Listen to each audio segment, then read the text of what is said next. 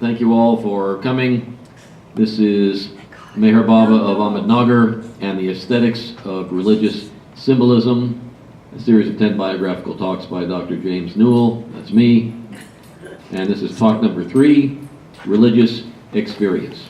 And as I've said in previous talks, I'm going to use words like religion, religious narrative, religious experience, reductive and reduction, things like that you'll hear from time to time. So the plan for tonight's talk is to discuss the radical transformation of Shireen Irani's beloved son Merog, or Merwan S. Irani. Merwan was by all accounts a talented, well-liked young Zoroastrian man who excelled in his schooling to such a degree that in December of 1911, at age 17, he had been accepted to and began attending the venerable and distinguished Deccan College, and that really was a big deal. It wasn't just, oh, he got into the community college. This was a good school to be in, and I just learned doing this research that it's got nothing to do with Merwan, but in the 30s, the principal or the head of the school was E.B. Woodhouse, who is the brother of P.G. Woodhouse. Isn't that funny?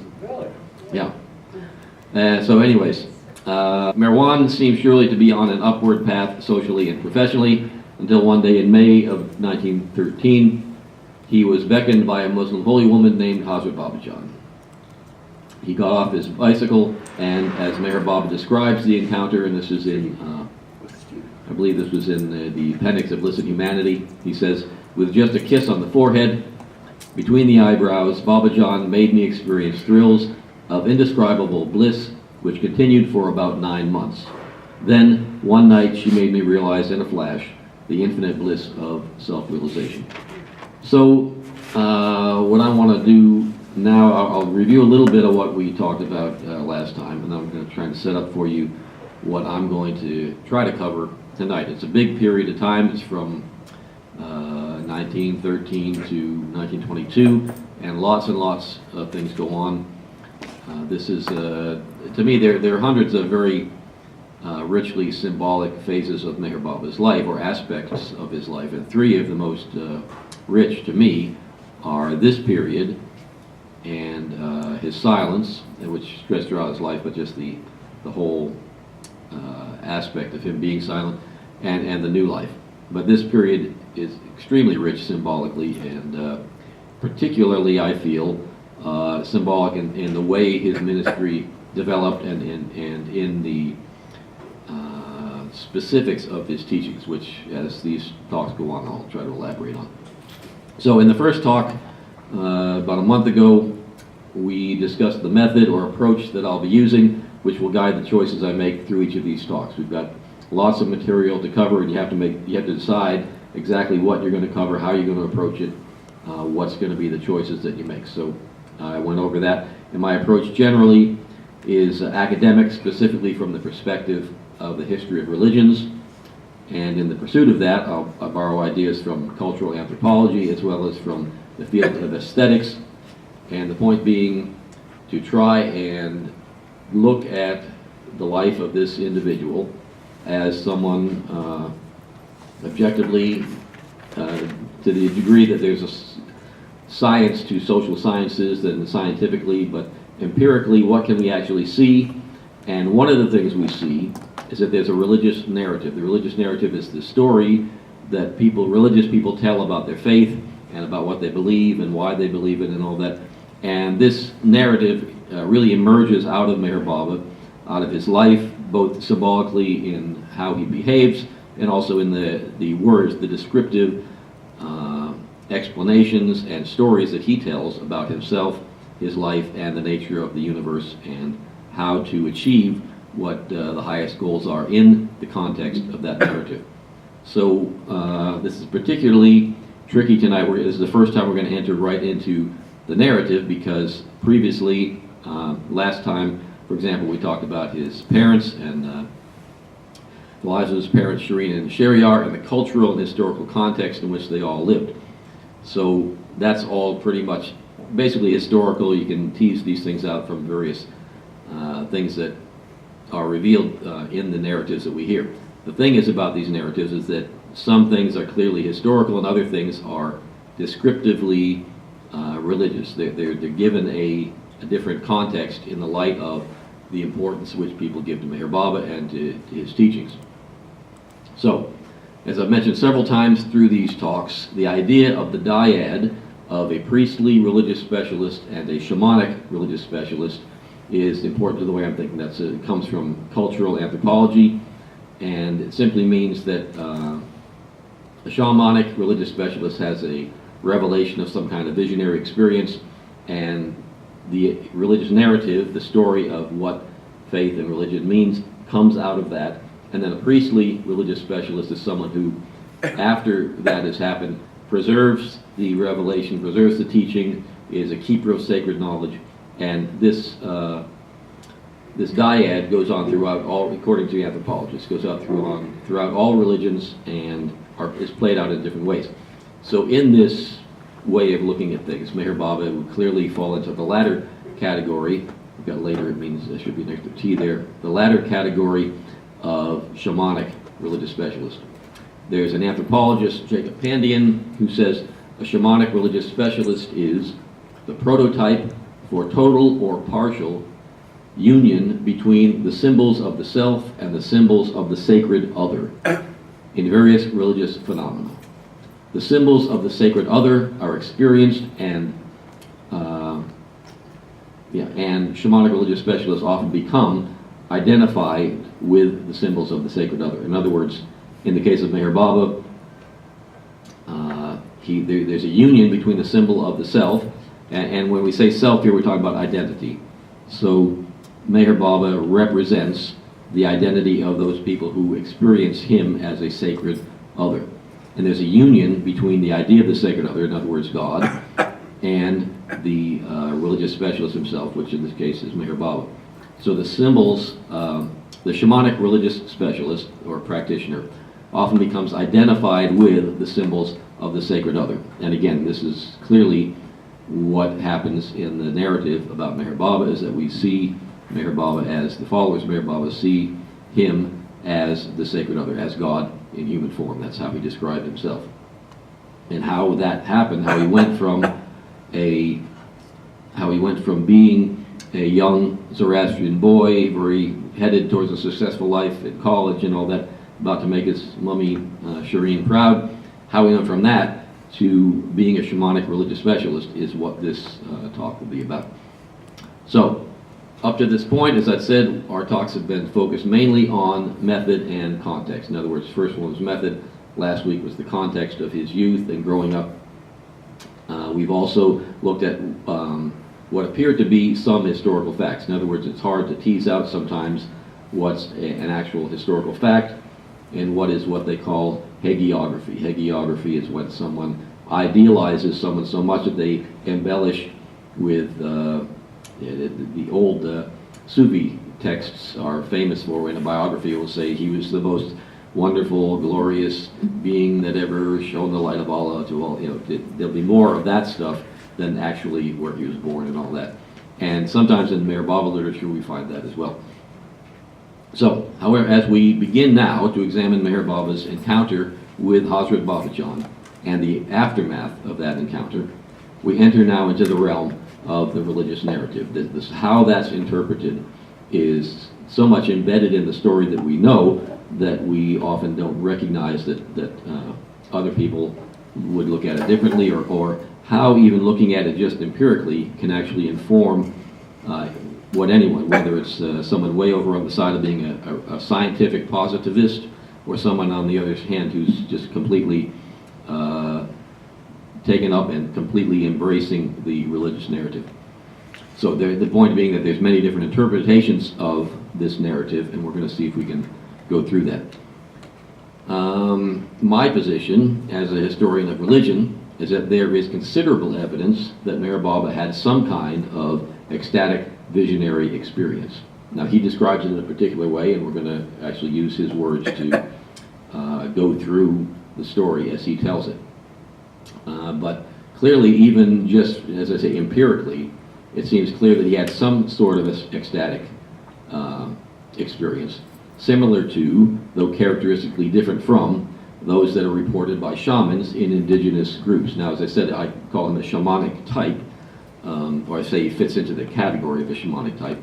And there are very interesting parallels between Meher Baba's experience with Baba Jan and coming out of that experience and the experience of shamans. I want to be clear, I'm not saying that he is a shaman or that he was a shaman, but the narrative is similar in many ways, but exponentially sort of more, if I use the word universal, it sounds like I'm entering into the narrative, but he speaks in much broader terms. Usually, for example, a shaman, when the shaman gets a call to become a shaman, they say that a soul, either his guardian spirit soul or the soul of the wolf or the soul of somebody in some entity in the forest or something like that, calls to the shaman, and he resists the call, but eventually and as long as he resists it, he's sort of neurotic and not very healthy. And then as he accepts the call, and starts to act like a shaman, he becomes healthier. With Meher Baba, he does not claim that to be in touch with the spirit or with the soul of some kind. He says rather that he, as that quote I just said a moment ago, he becomes identified with the universal sacred other.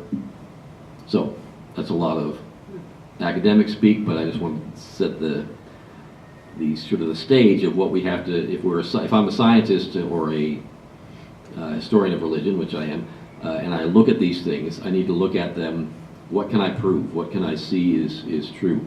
For example, there are newspaper articles that I found in some research when I was doing my dissertation on Kawali. I found newspaper articles about Baba Jan and about the problems she had with the British authorities in the camp. So I know there's empirical evidence that she was a person who was there, who was recognized by some parts of the community as being a religious person, and by other parts of the community as just being a crazy old lady.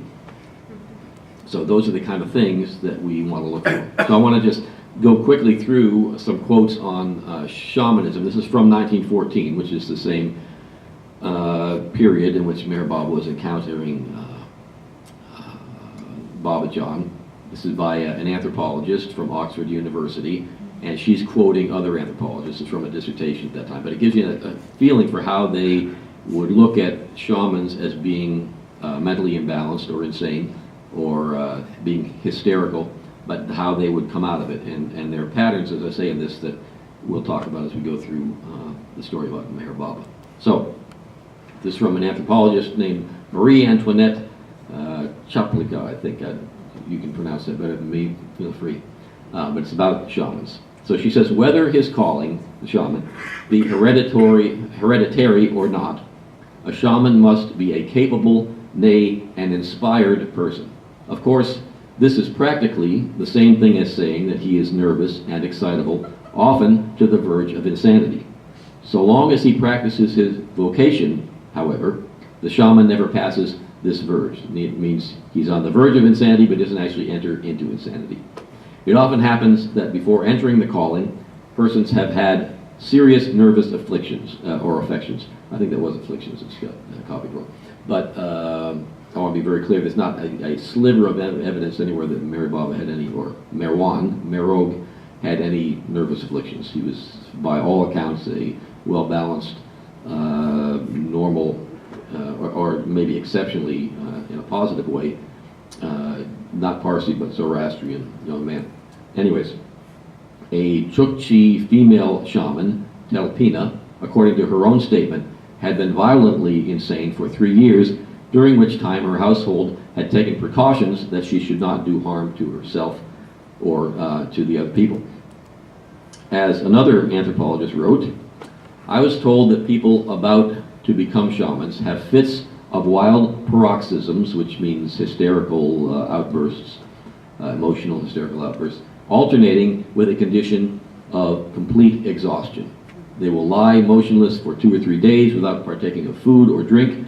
Finally, they retire to the wilderness where they spend their time enduring hunger and cold in order to prepare themselves for their calling as a shaman, as a teacher of or religious spiritual leader of an indigenous group. To be called to become a shaman It's generally equivalent to being afflicted with hysteria, then, to be called to become a shaman is generally equivalent to being afflicted with hysteria, and then the acceptance of the call means recovery. If you're called and you don't respond, you become nervous and hysterical, then you accept the call that the spirits want me to do. Okay, I'm going to go ahead and do it. I'm going to follow this profession, and then you begin to recover. So there are cases of young persons who, having suffered for years from lingering illness, usually of a nervous character, at last feel a call to take up shamanistic practice, and by this means overcome the disease. Now there are many, many, many stories about this. There's one, Mircea Eliade tells of a shaman who, or a young man who was very, very nervous and uncomfortable, and he was sick and had all kinds of problems, and then he got a drum from somebody, and he just went out into the wilderness, and he called it shamanizing, and he just drummed and drummed and drummed until he started to feel better, and then he would continue just doing the same thing. When people were sick, he'd go and drum for them, and they would feel better, and this was how he became a shaman. So this is, again, this is sort of an archetypal pattern, you could say, or just a type of approach to religion and healing. Again, shamans are more associated with healing and spirits than with world religions and things like that, but the type, originally it was a guy named Max Weber who said it was, the division was priest and prophet, and then later anthropologists called it priest and shaman. But now what I want to do is, so that's the sort of the far end of the scientific view, and now I'm going to read you the far end of the religious narrative that Meher Baba, how he explains, looks at it completely differently, of the difference between what appears to be abnormal and what is in fact supernormal. And he's talking about musts here. This is from the discourses in the front of the Book of the Wayfarers, but I would argue that you can apply it directly to how Meher Baba would understand his own experience with Babajan. And then once I read this, we'll get into the story with Hazrat Babajan. So, this is Meher Baba. Confusion between the abnormal and the supernormal states of consciousness arises due to mixing up two ways of interpreting and measuring madness and its degrees. According to one way of interpretation, madness is a deviation from the average mode of consciousness and behavior, and its degree is to be measured by the amount of its departure from the average pattern. But according to another way of interpretation, madness is the incapacity of consciousness to understand or express truth. So you get the difference? One is that there's an almost arbitrary measure that, okay, everybody behaves this way, so that's average, that's normal. Anything outside of that is abnormal. And he's saying better is for the line not to be what's average, but what is actually expressive of truth. So if these two distinct standards are mixed up with each other and applied simultaneously, they inevitably lead to a confusion between the abnormal mad states and the supernormal must states. Abnormal means unable to reach that average state, and supernormal means a clearer perception of truth, which is certainly not average. So it's outside of the average, but on a high level rather than a low level. When the must states are measured by the standard of the average pattern of responses and actions, they will inevitably be interpreted as having an even greater degree of madness than ordinary madness. In other words, supernormal will be so far outside of the average that it seems more mad than just the average mad person who can't quite get up to the average. But if we change the standard, they will be interpreted differently. When the must states are measured by the standard of realization and expression of truth, that means it's sort of a when the measure is what is objectively true in terms of the highest truths, and he's in his narrative, of course, that means the highest truth is God, the things that express the high values that are expressed in relation to God. When closer to that, the average pattern of responses and behavior, which is the most common standard for measuring degrees of madness, would itself appear as veritable form of madness. In other words, we are all acting in an average, normal way, But when you measure it against someone who has a clear perception of the truth, our behavior is completely mad. And this one that we thought was mad actually turns out to be more close to that goal of high truth. So, the ordinary forms of madness, which have failed to reach even the average pattern, would present themselves as deeper levels of madness. So the average form then is mad, and that's what Muhammad Must used to call anyone who came around him. He said, "Oh, look, there was a mad person," because they're acting according to the average pattern. So the mad person, the actually mad in the way we think of them, is someone who can't even reach that level of madness that the average person is at. So that turns on its head this idea of the anthropological idea of 1914, where they're saying that so these people couldn't reach, they're assuming that they can't reach that average state, whereas Meher Baba is saying, he's not talking about these guys, but probably in some of those cases he would put them somewhere above that average level rather than below, the way the anthropologists did. So, with that in mind, let's look at Merwan and his trek to Deccan College. Remember now, he's doing well, he's gotten awards, he's playing cricket, he's by all events a good boy, and his mother's hoping that finally she's going to have someone that will kind of show the Parsis that even though they're just immigrant Zoroastrians, they really are worthy of their respect, and they can move in a higher society. And Shariarji is now broadened out to many different tea shops, and he has not yet gotten into the toddy business, but he's, by all measures, for someone who spent the early part of his life traveling around searching for God, he's doing pretty well. He's got a family. Now these flats here, we're told that this third one in right here is where they lived in 1913, in May of 1913, when Meher Baba when Merwan was going to Deccan College. The family had moved to a flat some ways down Malcolm Tank Road, past Shivaji Market, away from the main camp area, called Bhagwandas Chawla. And it's, as I say, I'm told this flat here that they were living in. Now this is Malcolm Tank Road, which goes right by the Shivaji Market. This is Deccan College, which was the destination. Every school day, Merwan would cycle through the camp past Wood Garden, near the Mula River. He would go over the Mula River Bridge to attend classes at Deccan College. Now this is a map you can't see too clearly, but right down here, if you can see the pointer, right down here this is Malcolm Tank Road, and down here is where they were living. So he had to go from here down through this area, all the way around across the railroad tracks, over to the Mula Bridge, which is here, turn left and go up to Deccan College, which was here. This is a beautiful picture of Deccan College, and he would do this every day. Now, this is also a picture from that period, maybe sometime before that, the very late 19th century. This is Malcolm Tank Road. And Merwan would go down that road every day. He saw Baba Jan as he would go by, but he never thought about her. He knew that she was some people thought she was a crazy woman, some people thought she was a saint or something, but he really didn't care. He was a good student going to college, cycling down there every day. And again, this is a close-up now of this camp area, and this area down here is where Baba Jan was, and down here farther is where Meher Baba and his family lived, or Merwan and his family lived. And he would cycle down here. Now my understanding, I'm not exactly certain, but my understanding was that it was evening time and he was cycling back from Deccan College down through this area. And this is Hazrat Baba Jan, there's only 2 or 3 pictures of her. So, descriptions of this period are hagiographic.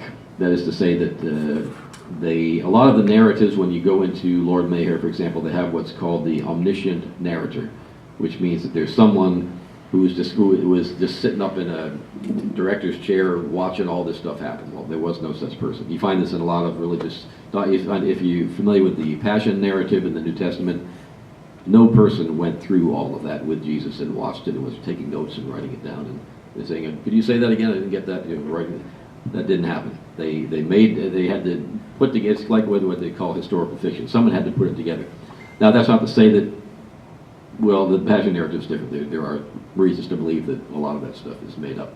But here, there's reason to believe, because of oral traditions and all that, that many, many touchstones are correct. But to be able to tease out which are invented, there's some places in Bauer's narrative there's clearly, I mean, they're full conversations, oh, yes, no, what are you talking about? No one wrote down these conversations. Much of it has to be made up. That doesn't mean the general story that he's conveying isn't true. And his instructions from Meher Baba was to make the narrative interesting. He didn't say make everything be, so a scholar could come in and say that he did it correctly. They wanted it to be interesting, so he did. But because of this, it's the best since we're going to be drawing out the religious narrative anyways. We're going to follow Meher Baba's own description. This is one that he gave in 1955 at a gathering at Merwan. I forget the name of the gathering, but it's the one that's recounted in Listen Humanity. Don Stevens was there. He was rooming with Francis Brabazon. And Don, I just had some correspondence with David Fencer, who's the editor now of Lord Meher, and trying to make corrections and make things correct. And there are frankly two different versions of different parts of this narrative and some of them are directly from Meher Baba, and I'm going to take these from his words, and we'll worry about the other details later. But so this is Meher Baba now speaking, describing his experience of what happened. When I was studying in college, I was not interested in reading about all these things. They've recently been giving discourses. I was not interested in these things, of course. I had nothing to do with spirituality. I never read philosophical or spiritual books. My father, Shariarji, was thinking all the time of God and searching for him. He was a seeker, a great seeker. He roamed on foot from place to place in Iran, then came to India. Remember, I was saying it's hard to know what's true or not about Shariar, but this is from Meher Baba. And again, these are stories he would have heard from his father. But the point is, when we get into this part, I'm talking about that as a historian. What we're interested in is the accepted religious narrative. This works. It worked for Meher Baba. It worked for his followers. So that in itself is important evidence of what the narrative is, how it emerged, and the parts of it that line up with the empirical evidence that we can find. So he's describing his father. He was searching, but he couldn't find what he was looking for. In India, he married. Why? Because of past connections, past impressions, or sanskaras. Remember, Ira, you were saying last week that Imani had told you that she felt that way. Here's Meher Baba's own words saying that why he married her: because of past connections, past impressions, or sanskaras. So when I was in college, this is from a different narrative, but I'm adding it in because he gets more. This is actually from. It's in Lord Meher, but it's originally printed by Phyllis Fredericks in the Awakener magazine. So when I was in college, I met Babajan. I was going to college on my cycle, and Babajan was sitting there under a tree. Around her, she had a group of some Pathans. Pathans are Afghanis. They're very tough. They're usually soldiers. And Baba says here, they are very stalwart people, very fierce-looking. And I happened to, when I was doing my dissertation, I interviewed a man who was part of the library committee at Babajan's Dargah, whose grandfather was one of these Pathans that Baba is describing here. A very sweet man and a very nice story that he told. That's a digression, but it's an interesting one. So, the Pathans are around her. They're very stalwart people, very fierce-looking. Other people in narratives describe them as her bodyguards. Anyways, because people are always trying to steal from her or just, hang out in the crowd, and when people would come around her, they'd pick their pockets and what have you. So, Babajan, the old lady, just called to me, beckoned to me, and I got down from the cycle. Then she kissed me on the forehead, and I knew. I had that experience. At that very moment, everything disappeared, vanished completely. Why? Because I found myself infinite. There was no room for anything else but besides me. That kiss made me infinite, so that there was no room for anything else. Everything vanished but me. How can I explain that experience to you? But when you get that experience, you come to know.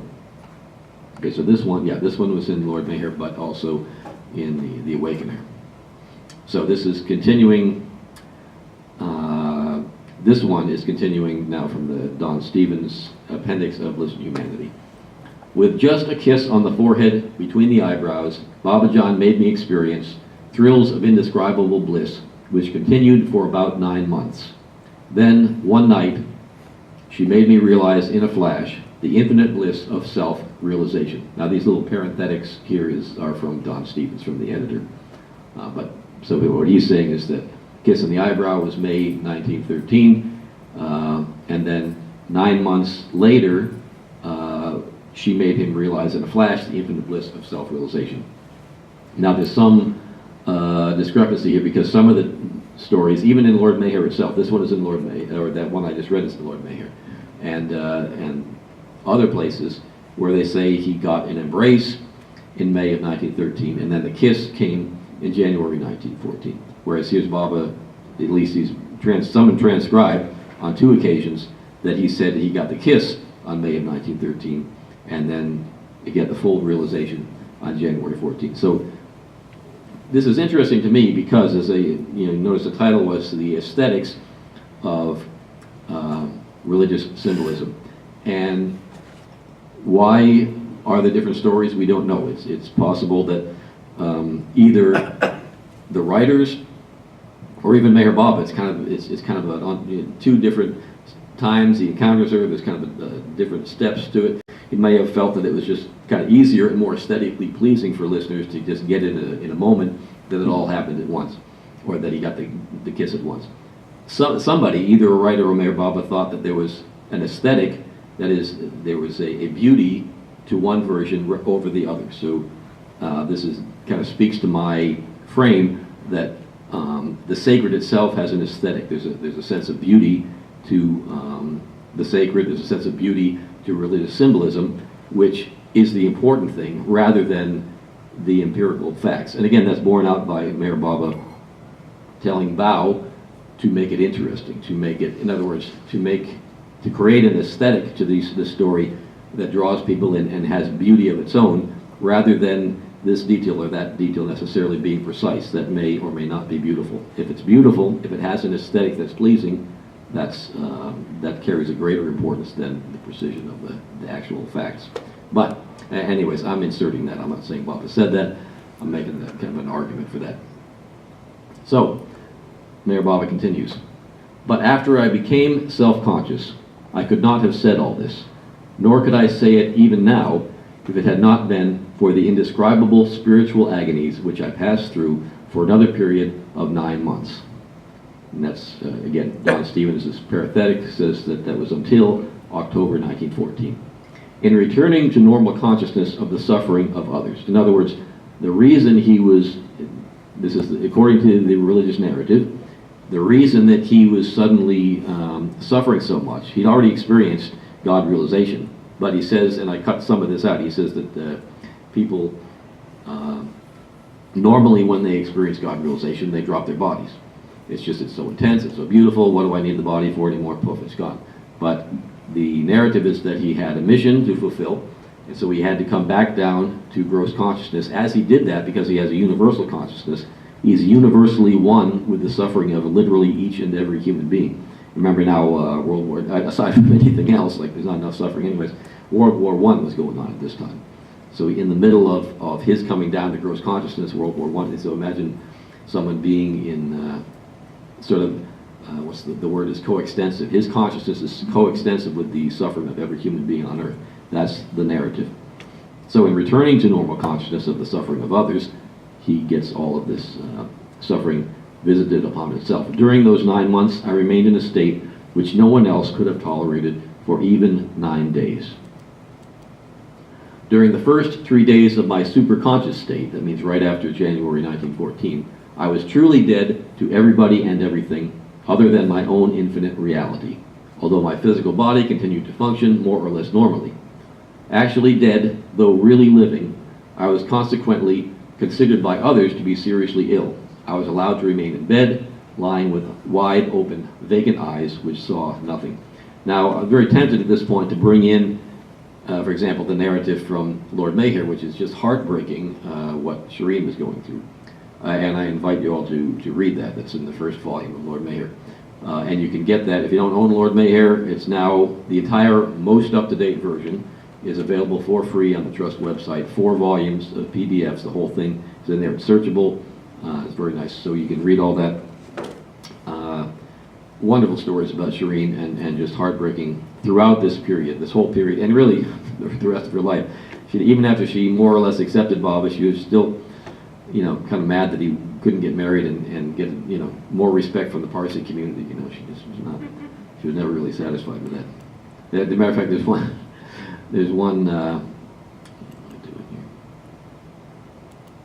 one story in the 30s where Shireen was going to come and stay at the ashram, and everybody was kind of upset because she was always such a pain in the neck and such a nudge. And Baba said, no, you got to be nice to her. She says, I know. I mean, sometimes I would like to murder her myself, but I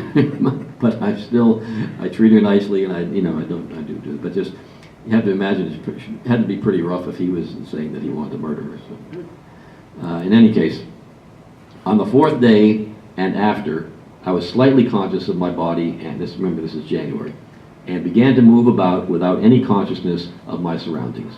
I received no promptings from my mind, as would an ordinary man. I had no knowledge of the things I did or did not do. I did not sleep and had no appetite.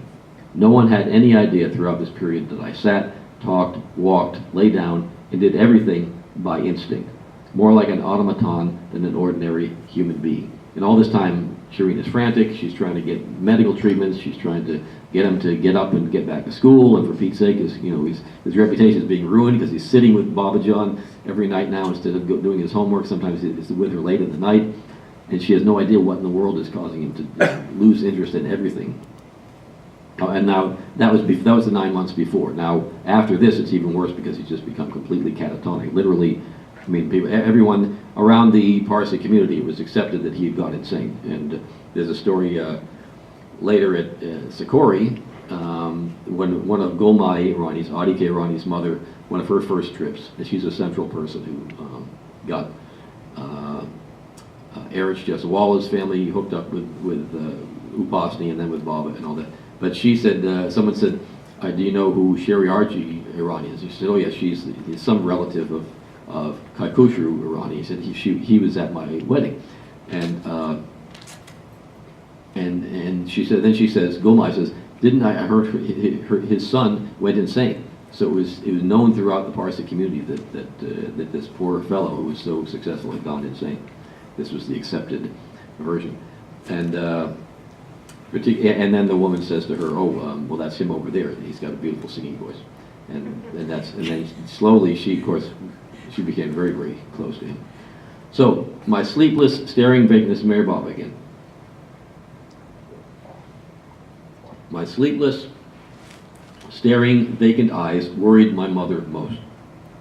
She believed and told others that I had gone mad. In her anguish, she could not refrain from going once to Babajan and demanding to know what she had done to me. Shireen Mai did this because she knew that I used to go and sit near Babajan for a while each night during the previous 9 months. Babajan indicated to my mother that I was intended to shake the world into wakefulness, but that meant nothing to Shireen Mai in her distress. And there's, as I say, there's lots of wonderful stories in Lord Mayher about this. And one of those, if you remember last week, we talked about Gulundun, who is Shireen Mai's mother. Her and her husband had migrated to India, and immediately upon arrival, Shireen was born, or very month or so afterwards.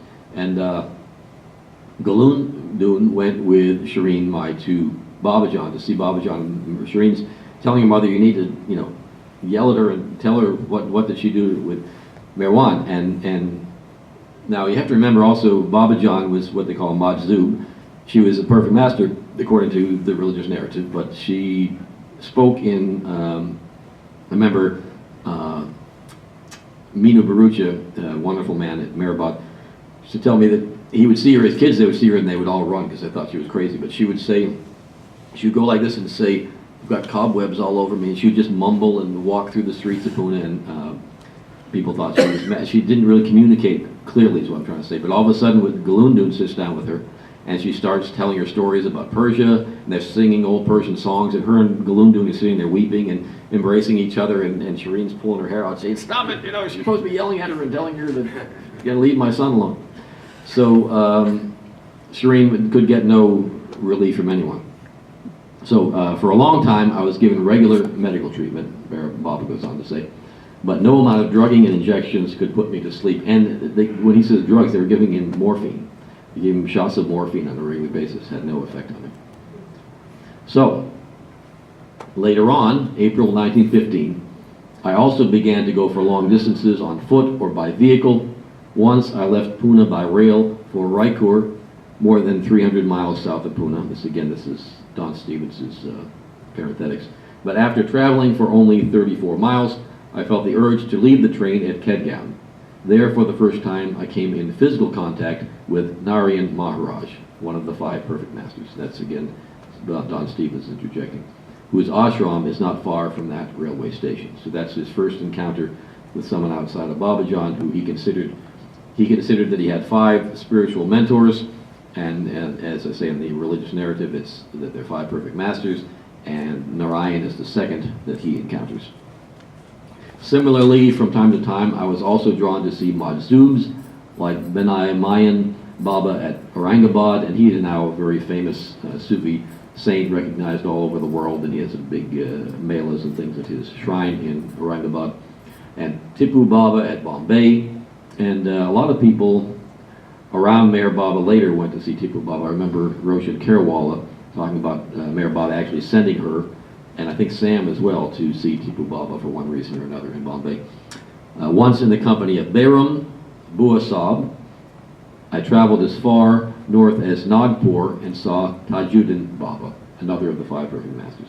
Another interesting fact is that 2 of these 3 now that we've talked about were considered to be mad, and Tajuddin was actually in a mental hospital for a long period of time. Wonderful narrative about that. Again, you can find that in Lord Meher. This could easily be stretched out. The most difficult thing for me about putting this together has been how to tease out things, because there's so much of interest and to tie different things together. But I want to focus on this narrative of Meher Baba's that describes, from his point of view and what the future religious narrative is, what happened to him.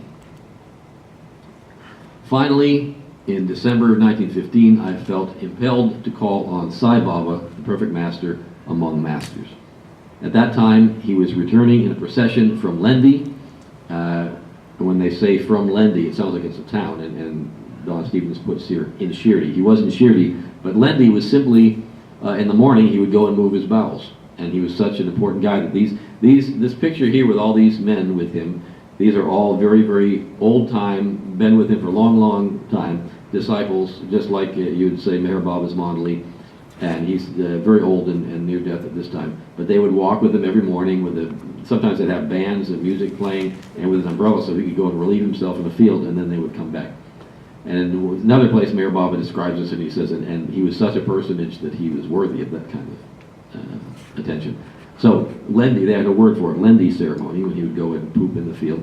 And a place to and from which he was led every day in order to ease himself. Despite the crowds, I intuitively prostrated myself before him on the road. When I arose, Sai Baba looked straight at me and exclaimed, Parvardigar, which is a Sufi word, essentially means the preserver and sustainer of all that kind of thing. I then felt drawn. This building here on the right is the Kindoba Temple, and that is about a half a mile, no more than a mile at the most, I think, away from the mosque where Sai Baba lived at that time. So I then felt drawn. In other places he says that he was directed by Sai Baba, but that means apparently internally. But in any way, I then felt drawn to walk to the nearby temple of Kandoba, in which Upasani Maharaj was staying in seclusion. He had been living on water there under Sai Baba's direct guidance for over 3 years. So the story is, they say that he lived on water and nothing, had nothing for at least 1 year and had only little bits of food over the entire 3 years. At that time, Maharaj was reduced almost to a skeleton due to his fast on water. He was also naked and surrounded by filth. And this is what he looked like. This is sometime after that fast, so he put on some weight now in this picture. When I came near enough to him, Maharaj greeted me, so to speak, with a stone which he threw at me with great force. It struck me on the forehead, exactly where Babajan had kissed me, hitting with such force that it drew blood. The mark of that injury is still on my forehead, but that blow from Maharaj was the stroke of dhyan, or divine knowledge. Now, this is the kind of thing that a historian will tend to question because of the synchronicity, the coincidence that Babajan would kiss him on the forehead and that someone would throw a stone at him. First of all, a historian will have a problem with this because, on the one hand, it sounds a little too coincidental that there's both a kiss and a stone hits the guy in the middle of the forehead. The other thing, though, is the idea that he would throw, normally a historian would say, if you're going to recount a story about this, it's supposed to be a spiritual master, and he immediately whaps the guy in the head with a stone, you would not repeat that story as a way to show how great this person is. That's a story you'd want to cover up. You wouldn't want to repeat that, really. So the fact that people repeat it would make a historian say, well, that probably happened. So someone who is really skeptical might say, well, maybe they invented the kiss story to come before it to counteract the... anyways, there's evidence of both. But one thing that's particularly interesting about the stone story, another thing that backs it up, this is Meher Baba's passport from 1933. It says, profession, spiritual teacher. Place of and date of birth, Pune, 25th February 1894. Domicile, Nasik, hair brown. Visible distinguishing marks, scar in the center of eyebrows. So there we have empirical evidence, again, that something happened to scar his eyebrows. And even in this story in 1955, he's saying that it's visible, so presumably it was visible then as well. So this is another version. This is actually about, I think, 5 years after that encounter. So again, he keeps putting on weight. Figuratively, and this is Meher Baba continuing the narrative now. Figuratively, Maharaj had started to rouse me from sound sleep.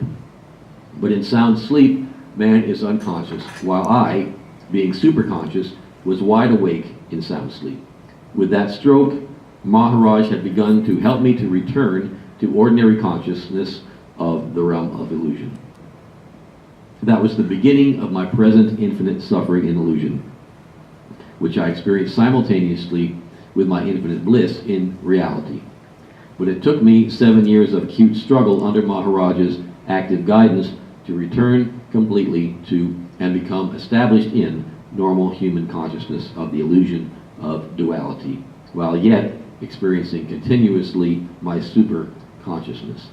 Now, so this is 2 years after the initial contact with Babajan. It's 1915, and it's January 1922 that he leaves Sikori for the last time as a disciple of Maharaj and starts to live independently. So that's the 7 years he's talking about.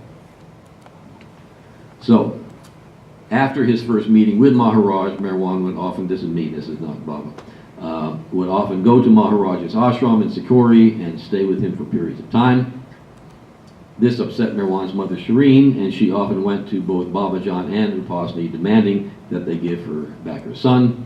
Eventually, during this period, many family members and friends would visit Merwan at Sikori, sometimes just so to accompany Shireen while she berated Upasni, and the stories say that sometimes she'd go there to demand her son back and to yell at him and all this stuff, and then he would be very sweet to her and feed her and talk to her and all this stuff, and then she would kind of get hypnotized and go home before she realized that she hadn't seen Merwan. She hadn't done anything that she wanted to do, but Maharaj had put her back on the train and she went back home. So now these are some of the people. This is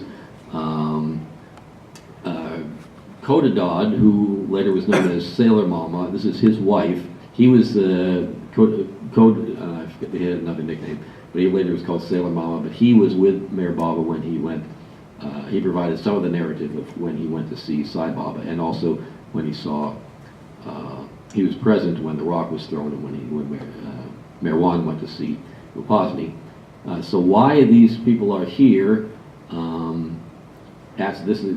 note says that they're at Sikori. So I don't know if they were going to visit Merwan, if they were going to accompany Shireen, but this little disciple here is Mayor Baba's sister, Mani, who later became the chairman of the trust. Yeah. This is Gulmai, who also went there. That's how she heard about Merwan, as I just told you. She said, oh, I heard that his son had gone insane. This is the mother. This is Daulat, and this is Jahangir Irani. And she is the mother of Mera Irani, Mayor Baba's beloved, and her sister, Frani. So they all, the place where they all met, including Gaimai Jesawala, and I'm a little foggy on Gaimai, but it's through them. If she didn't actually go to Sakuri, it was through Gulmai and these other Parsi people that Gaimai learned about them. Well, it's not, yeah, it's confusing because she learned about them, but she also knew about Mayor Baba through the three brothers, which were her brothers, as they went through the fields and met Mayor Baba at Merwan. So it's a complicated story, but there, many people ended up at Sakuri when Merwan was still studying under Pati Maharaj, and some of them later just were drawn to him, and many of them were sent to Mayor Baba by Upasni after he had left. And yeah, as I say, he met many future disciples at Sakuri, and these are just some of them. So this is Mayor Baba's narrative continues. The more normally conscious I became, the more acute my suffering grew. For years, therefore, I continued to knock my head frequently on stones. That was how I eventually lost all my teeth, for through the constant knocking, they became prematurely loose. This also resulted in a wound which was constantly fresh, and therefore I always used to keep a colored handkerchief tied around my forehead. Again, this is another story that you wouldn't normally repeat unless it had actually happened. This is something that you would want to. Was that in the same spot where Maharaj threw the stone? Well, if this, again, I don't know, he doesn't say that. It'd be kind of difficult to bang your head against the, that spot, although there was a rock in his room where you could have done that, because before someone damaged it now, but there was like a point to it, and he banged his head against that rock, they say, so that he could have hit that spot over and over again. But judging from this photograph, which is labeled as being covering his head because of the wound, it's not there. It's not on the. It's not on that spot. It's higher on his head. So, the sense I get is that he banged his head every which way. Because at one point he said he actually knocked windows out, and another place he said he just became bloody. So that's something we could research a little bit. I don't know if there's that many details to it. Throughout this period, Shireen was beside herself with worry. This is me again, not Mayor Baba. She continued to hold out hope that her beloved Marog would return to his studies and once again live a normal, successful life. Meanwhile, the entire Parsi community was talking about how sad it was that this once promising youth was staying out late at night, sitting with this crazy woman, and that now he had gone insane himself. There are many stories about how Shireen tried to get Merwan to take a job. Eventually, he taught Persian to his friend Baramji. This is Bawasab, which we mentioned earlier, Buasab, who they mentioned earlier, and he, this was at Shireen's instigation, but he refused to teach anyone. She kept trying to broaden his group of people to teach, but he refused to teach anyone else, and it turned out, again, Baramji became a close, or Buasab went to Manzlimim and became a close disciple. He also worked, Mayor Baba also worked, Merwan I should say, worked a couple of days a week at his father's first toddy shop on Sachapir Street in the camp. If you remember, between Butler Mulhollow, where the pumpkin house is, and where Shivaji Market and all that is, there's a street, a cross street, that's Sachapir Street. Down on the end of that is where Bindra House was, and at the corner, kind of halfway between, is where Roshan and Sam Karawala lived for a long time. There, Dolly still lives in the flat there, and Dolly Karawala. And on that street, I'm not sure if it's down that way or more towards MG Road, but on that street was the very first toddy shop that Shariarji bought. He previously had tea shops and like that, but the first one was there, and 2 days a week Merwan worked there. Again, this is Mayor Baba. The more I returned to worldly normality, the more impatient my mother became to see me settled into the routine of life. To satisfy her, I joined the Khan Katan theatrical company as its manager. This is in 1916, and traveled with the show to Lahore. So this is Meher Baba, or Merwan, looking very, very unhappy about the garb. And there's some interesting stories and things that people report him to have been saying about how the hell that he had to go through to satisfy his mother to do this thing. They're kind of a typical young man story, but particularly interesting in the context of this larger narrative. But this is precisely the kind of Parsi businessman suit that his mother would have wanted to see him in, and would, the life that she really wanted him to embrace. And yet he's now still enjoying complete, according to the narrative, he's enjoying complete blissful realization, and yet slowly trying to merge with the consciousness, a working consciousness of the world, which he still was not doing. He would go periodically for weekends and what have you to visit Maharaj. So, it was after this period that Merwan went into partnership with his friend Baramji, his same Buasab, and they bought a toddy shop in the Kasbah Peth section in the west of Pune. Now this is where that toddy shop was. This is taken in the 70s, or 80s, by Barbara and John Connor. And it's in the west side of Pune.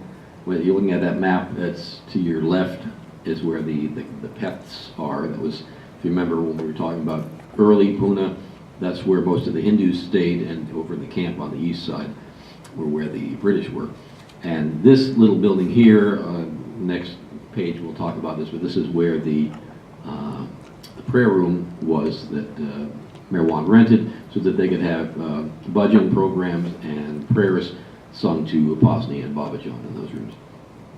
So while in Cosmopeth, Merwan rented a small room, and that's what I just showed you, and held devotional programs there, singing artis and bhajans and songs of praise, especially to Upasani Maharaj, but also to all of the different masters. All during this period, as he became more lucid, Merwan would tell his friends and acquaintances about his masters, about Babajan and about Upasani especially, and about the spiritual life. As he did so, he attracted people to him who later became disciples, many of whom remained with him for the rest of their lives. Out of their respect for him, people began at this point to address him as Merwan Seth, which is a title of respect. And what does the word Seth mean? I'm not actually certain. I can look it up, but it's kind of like saying sir or sahib, or just professor, doctor, hair professor, doctor. Alan Talbot always calls me hair professor, doctor, but in Germany they actually use all these flowery. So it's that kind of a thing, just saying that they respect him, which many of the people went to school with him and were friends, but they, just because of his devotional nature and this, you can imagine, it must have been quite an atmosphere to be friends with this fellow at this time, and they felt that they didn't know what to do or how to respond to him, so they started calling him Merwan Seth. So this is Meher Baba again from this narrative in 1955 at the gathering at Mehrabad. He says, several years later, after becoming almost 3/4 normally conscious while retaining full superconsciousness, I went to Sikori and stayed for 6 months, July through December 1921, near Maharaj. At the end of this period, the end of this period is actually into January of 22. At the end of this period, Maharaj made me know fully what I am, just as Babajan had made me feel in a flash what I am. During those 6 months, Maharaj and I used to sit near each other in a hut behind closed doors almost every night. On one such occasion, Maharaj folded his hands to me and said, Merwan, you are the avatar, and I salute you. After this final stay with Upasani Maharaj, Merwan Seth moved out of his family home and began living independently, gathering disciples around himself, and he began at that time functioning as a spiritual master. And that is that's where we'll pick up the narrative, the story of his life from that point, when he actually, for the first time, begins to function as a master independently. But just as an additional sort of final bit of what I would call empirical evidence. Now again, I'm starting out this saying, well, what happened to him? do we embrace the religious narrative that Meher Baba is describing and that is embraced by followers of Meher Baba, or do we take the path of an objective scientist and say, well, he could have, for example, this shamanic path says that as someone begins to, when a shaman begins to practice shamanizing, he gets better and better. And so we ask the question, well, was he getting better and better because he was gathering people around himself and embracing the religious narratives of his masters, or was he doing that as a natural consequence of, as he calls it, being integrated back into the world? This is the kind of question that a really hardline scientific positivist would say, well, of course it wasn't that. He must have been some psychological thing he was working out through this fantasy system of a religion. That's like the absolutely empiricist view.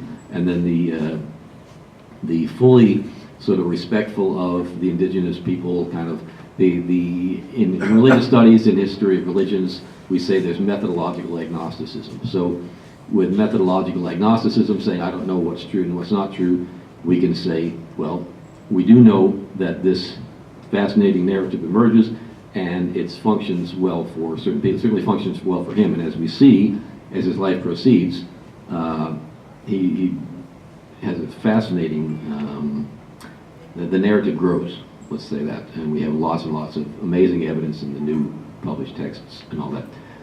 But what I feel is certainly a bit of evidence that it seems, first of all, a couple facts seem clear to me. Something happened to Merwan, just as an historical fact. It seems clear that it was some kind of ecstatic experience, just because of the way someone who's really unbalanced in that, what we described it, someone below the average line, usually, if anything, they manage to struggle up to the average line and get a job at some point or something like that. They do not, they certainly do not get attracted to sort of eclectic kind of religious practice the way Merwan did, not normally. But a bit of evidence as to how he, for himself, early on, relatively early, this was 1918, they say, I believe, that this ghazal was written. He wrote two ghazals. One was, well, he wrote many ghazals under the name of Huma. This one he uses the word Merwan instead of Huma for signing it. But there's one to Bodney, and I believe this one for Baba John eventually was also published, but they were published in the teens in Gujarati newspaper. And this shows that at this early time, how he interpreted his experience. So I'm saying this is like empirical evidence of his very early acceptance of this being a religious experience, certainly not a psychotic break or something like that. So, oh geez, I thought that meant me. So this is the ghazal translated, of course. O beloved Master, I am eternally grateful to you. If I had 100,000 lives, I would sacrifice every one of them at your feet. You drowned me in the eternal ocean of oneness and transformed me into an ocean like yourself. In the twinkling of an eye, you made a lover into God, and God I have become. O Emperor of Masters, O Ocean of Mercy, O Perfection personified, Sadguru. If your merciful glance falls on anyone, a beggar turns into a king. Gods, goddesses, angels, celestial beings, and men are all awed by the brilliance of your divinity. O enlightened Master of the three worlds, even if I were to transform my body into the sandals of your feet, it would be nothing in comparison with what you have done for Merwan. And this he wrote to Baba John. So that's a pretty interesting interpretation for someone insane, for him to interpret the experience in quite this way. And we will pick up, of course, with he moved out of his parents' house, and there was a Jyoti at Ferguson College Road, which is what's now the Shivaji Nagar area of Pune, and lots of, as they say, hijinks ensued. So, any discussion, observations, questions? Yes, sir. In your description about the classic definition of a religious shaman offered by anthropologists, you said that a bigger part of that was this aspect of nervous aspects of their personality or borderline sanity or something. Yeah. Now, how intrinsic is that, and are there examples of very well-known shamans who didn't have that at all? Absolutely, yeah. Yeah, no, that's the, again, I was reading one of the earlier ones, and people who are also were looking for ways to discredit shamans. Current research shows that when they apply sort of not standardized tests like in English or something, but when they do the kind of testing of mental stability on people in indigenous villages, they find repeatedly that the shaman is the one who's the most well balanced. So they no longer hold that point of view. I was trying to show that to show the extreme kind of positivistic scientific view. But there are also shamans who act more like priests than shamans. They specialize in when to do the rituals in terms of the calendrical seasons. They learn where the stars are in position, and so they know how to tell if they want to keep their jobs, they have to be able to tell the villagers when to plant their crops and when to do these things. So they learn these things in a way that's more like a priest, a keeper of sacred knowledge. They learn about the plants and all that kind of stuff. But then there are others who are of the more shamanistic type, which would follow this pattern of some kind of a call. Oftentimes it is a nervous disease. Have you ever read Black Elk Speaks? Yes. Yeah, there's a wonderful story of him having this dream, and he's hiding it, and he gets the more he hides it, the more nervous and upset he is, his family's worried. And they take him to a shaman, and he says, well, what you have to do is, this is an important dream, the village needs to see this, so they actually enact, they get all these horses, and they enact this huge, it's his dream, and they just put it into action. Like a drama, yeah. psychodrama with this dream. And he gets better, the village all kind of gets healthier, and I mean, unfortunately, the white people still come and kill half of them. Would you say that Sri Ramakrishna was an example of a person who was both a religious priest and a religious shaman? Yeah, I mean, I would call him more of a shaman myself. Yeah. I think he was, when he would go through the sort of priestly activities of different faiths and things like that, he seemed to be doing like shamanic theater. Right, he seemed to me, he was more, and of course he's, by the religious narrative, he's not just a shaman, but a perfect master, so he was a realized person. But he certainly, yeah, I mean, if I was coming about objectively, I'd have a hard time probably categorizing him because of that. I'm not, when I look at Ramakrishna, I just go by what, I'm stepping out of my historian role here and saying that Mayor Baba says he's a perfect master, that's good enough for me. But, yeah, it'd be hard objectively to look at him and know where to categorize him. He certainly went into, ecstatic states regularly. So that would favor the shamanic part. Anybody, discussion, ideas, thoughts? About that? Pardon me? About that? About anything. Okay, I had a question. You said there were, and I forget the exact words you said about the Patan story of the older man whose grandfather had been there. Could you talk about that? You said. Sure. Yeah. No, his name is Akbar Khan. It's kind of I don't know how much to go into because it's kind of the contemporary story of Babajan Shrine is kind of sad. And last time I went there, that whole library was gone, and there was now a matrimonial service there. They're actually selling, providing a service to set people up for Islamic marriages, which was, it had kind of divided at one point into like priestly and shamanic categories, where the people who were with the library committee were very much like Akbar Khan, and these people were really devoted. They loved Babajan. He would almost get tears, talking about his grandfather and Babajan and all that. And these other guys, they had the tree cut down. The tree was a living tree, a living witness to all this stuff we just been talking about. They cut it down so they could put up a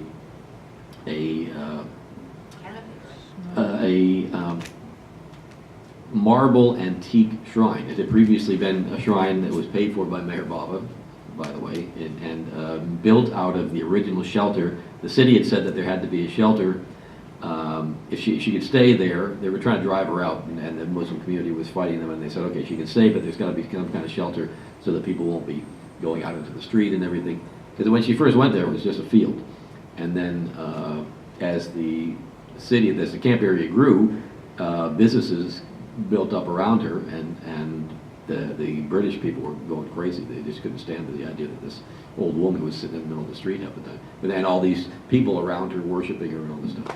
So they were very upset. So, but Akbar Khan was just very, he's this burly kind of truck driver guy, short, very sweet, spoke deeply fondly of his grandfather, said he would take me by my hand and take me to the Qawwali, and then he would take me to Babajan's shrine and all this stuff.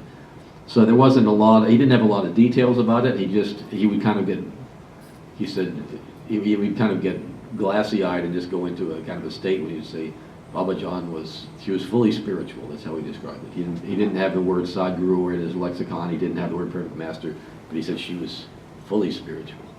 And yes, he couldn't repeat any of the stories, I think, because he was so little, but he said his grandfather would tell him all these stories about Babajan. So that's kind of all. I actually have I don't know if I played it here or not, but there's this video I did about her and stories that Mani told and stories that he told, and just some other artifact things from Minu, like I mentioned earlier, that they would, as kids, he and Jal and Pendu all went to school together, and they would see Babajan coming and they'd run, because they thought she was going to come get them or something. There's not. Sorry? That painting that's in Baba's house has a better depiction of all that scarring that Baba had on his forehead. That was painted back in the 30s. Yeah. Discussion, thoughts, questions, concerns? It's not a very spiritual question, but why do they say tank road or Kasbah path? What does path mean? Path is a... tank mean? Yeah, I've got a book that explains that. I don't remember exactly what. They call Pune the city of Peths, and I don't know if they're just little villages that were close to each other, or if Peth is related to path or road or something. I'd have to look it up and see. They do define it in there, and I've looked at it, but I don't remember what it is. But Kasbah Peth is just it's a section of the town, and it's near the river where all the fishermen were. And what was the tank? Malcolm, tank is usually refers to a water tank. They hold water, like the tower on Merwan Hill is actually a tank. So there's probably some British guy named Malcolm, probably somebody, Mr. Malcolm or something, or Colonel Malcolm or what, who knows, probably built a water tank there, and so they call it the Malcolm tank. And there's a road to it, so they call it the Malcolm tank road. But again, at that time, it was just going off into the outskirts of the city, and now it's, of course, it's unbelievably overrun. The traffic is worse than ever. It's like Bombay. But at that time, it was starting to, one of the reasons it grew up around her, and people were putting up tea shops there because people would come to see Babajan, and where there are people, that somebody's going to set up a shop and try and sell them stuff, So, yes. Great talk. Thank you. Thank you. Great. Jay. Next week. 2 weeks from now. Oh yeah, sorry, thank you. 2 weeks. On Wednesday, March 21st, 7 p.m., gathering of disciples, early ministry, and silence. Again, lots go on between 1922 and 1930, but we're going to try and, that's right up to the eve of his going to the West. Thank you all.